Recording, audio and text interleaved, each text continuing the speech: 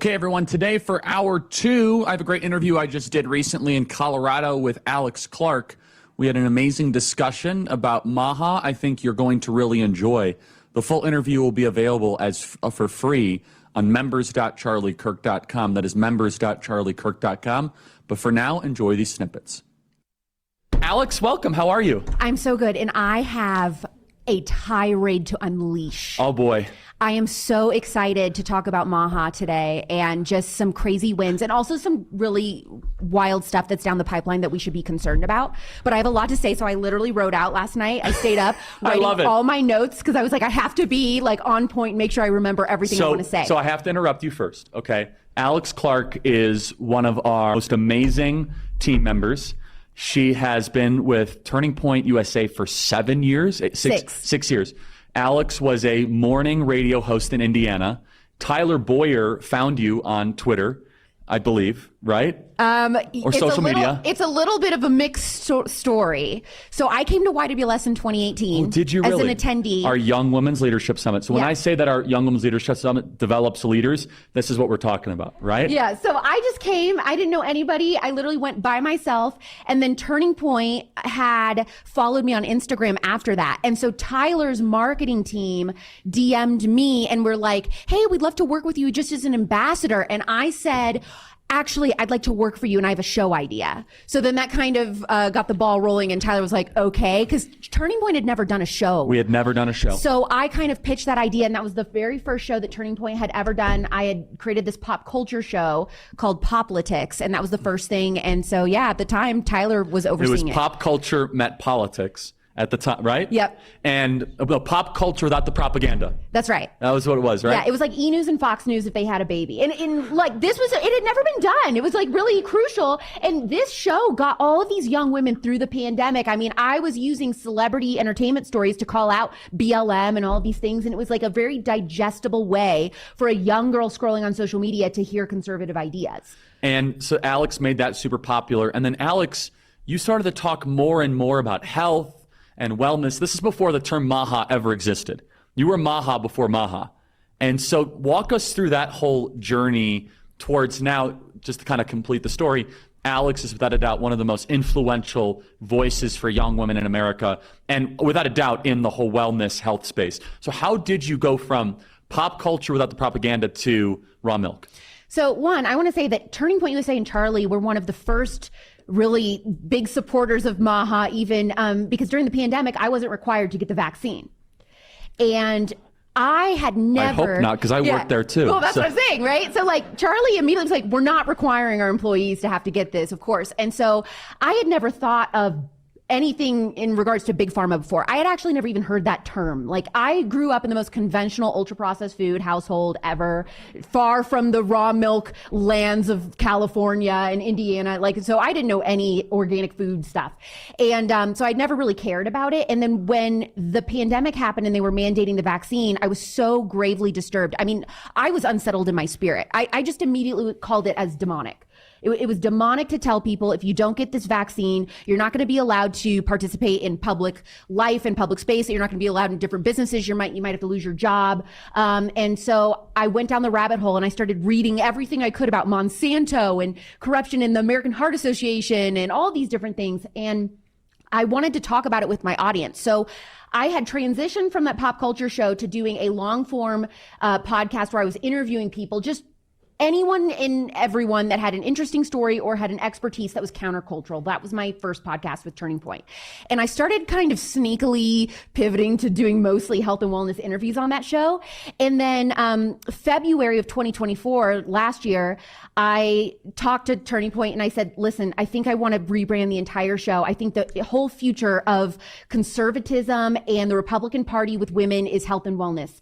And it was kind of like deer in the headlights. Like everybody was like, what are you talking about? I bought into it, for the record. Charlie bought into it. So there was definitely some people that were like, I don't know, Alex. And Charlie, first of all, when I brought up, I want to do a pop culture show from a conservative perspective, Charlie said, let's do it. There was no hesitation. When I said, I want to do a health and wellness show and focus on this, Charlie said, absolutely. Actually, Charlie interrupted me. I didn't even finish my sentence talking about culture apothecary. And he was like, I don't understand the question. Yes.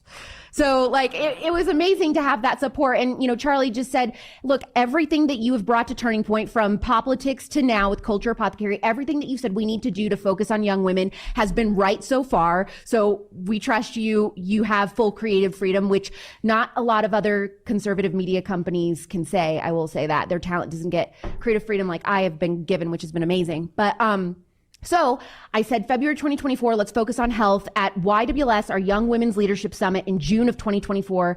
I said on that stage, this is the future. If we want to win female voters, this is the stuff that we need to be talking about. It is so important to undecided female voters.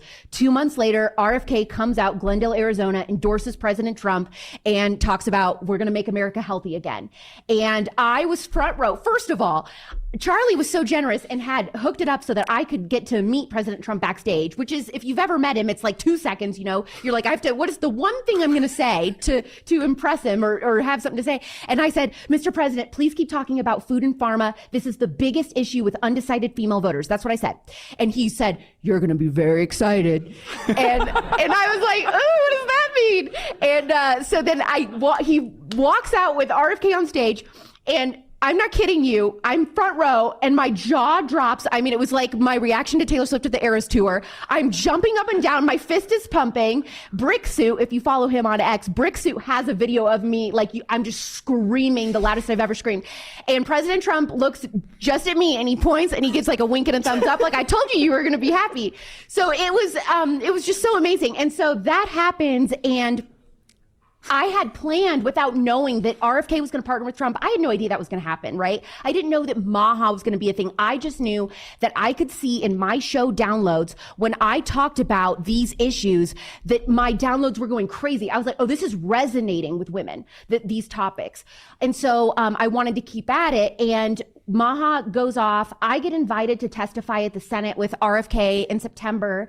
And the show, Culture Apothecary, I had just rebranded like 2 weeks prior. The show explodes. So much so that Charlie said to my team, there's no way these numbers are right. I need you to run them again. And my team said, Charlie, we've ran them 7 times. It's true. So the show just like goes crazy. It was the exact like cultural zeitgeist that we needed to like really appeal to people, because all of a sudden it was like, whoa, conservatives are talking about health and wellness. Well, who's doing that that's openly conservative? And it was like, me.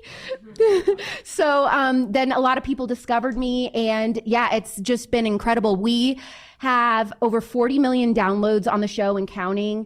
Average episodes are getting like, well, I don't know. This is going to be broadcast, so I don't know if I'll say all that, but your competitors are listening. I don't want to say all that. I'll keep that to the chest. But yeah, over 40 million downloads and counting. And just so that's a big number, everybody. It's big. Just this last month, between my Instagram and the show's Instagram, we have over 40 million views on our content. So just really wild stuff. And it's just been really exciting. Well, and you've been an amazing warrior, Alex, and you've always been right. You know why Alex is right? She listens to her audience. She finds things that the media is ignoring, and then she goes all in on them. And they seem as if they're like niche issues.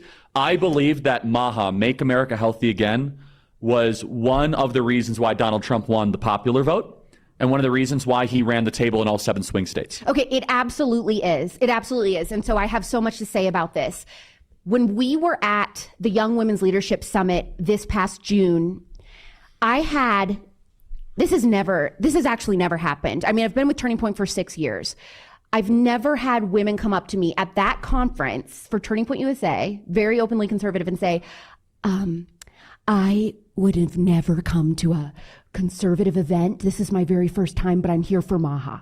Like, they came and then they were like, I'm scared to like totally say it yet, but I think I'm becoming conservative. and I was like, that's amazing. Like, you're so welcome here. We'll be right back with Alex Clark, but first I'm going to tell you guys about Legacy Box. Legacy Box has been a great supporter of our program for quite some time. Do you know that box in your closet, the one with old tapes, dusty photo albums, maybe even reels of film? Yeah, that one. It's time to do something about it before those memories fade or get damaged for good. Legacy Box is the only company that I trust to preserve those memories before it is too late. I used them for my own family, wedding photos, old football tapes, birthday parties, holiday gatherings, football games, and moments with loved ones that we've lost and still cherish.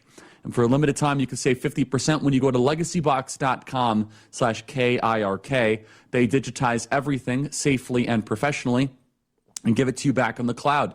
Easy to watch, easy to share, and easy to pass down to future generations. It's one of the best things that we've done, real peace of mind. So go find that box, whatever it is, wherever it is, attic, box, attic, basement, closet, and then go to legacybox.com/KIRK. That is legacybox.com/Kirk, legacybox.com/KIRK. They do a great job.